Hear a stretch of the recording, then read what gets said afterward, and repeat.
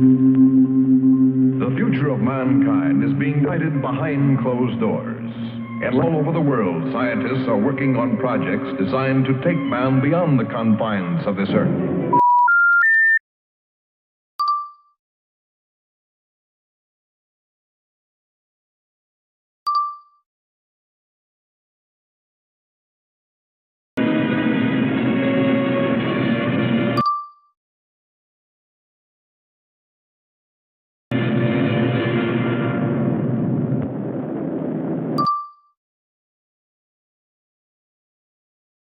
This is where I left her.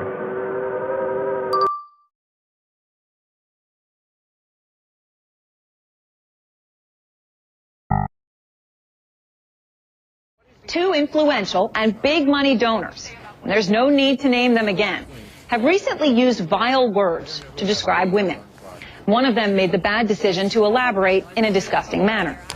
The fact is neither party came out hard enough when the offender was one of its own. And now, to say an entire party, either party, is at war with women?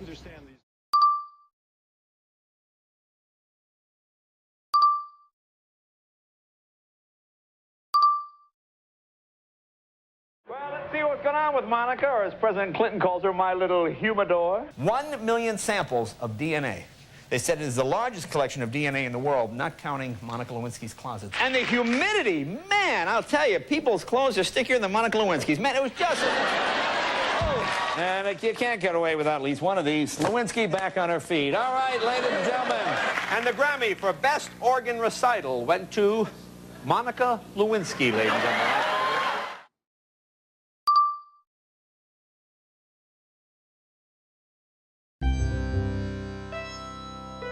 Absolutely. Because one of the things that happens with these kinds of experiences is that you start to disappear. You start to feel like you don't matter. And I think that when somebody sees you, you know, and just acknowledges your humanity in the smallest way, it really can make a world of difference. And you don't know, it could help save someone's life. So would it have been really meaningful to you at the time, had social media been around, just to have a stranger tweet something like, I think what you're going through is complete bullshit? Yeah, it would.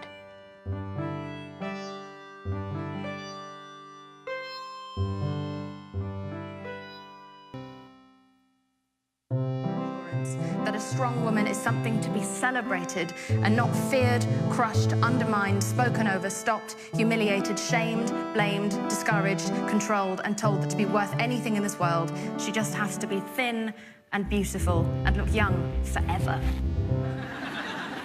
All you have to do is tell him the truth.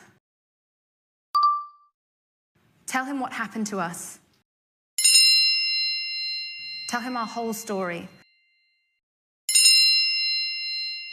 Tell him how only very recently we were able to fight, protest, beg, and starve our way to basic human rights.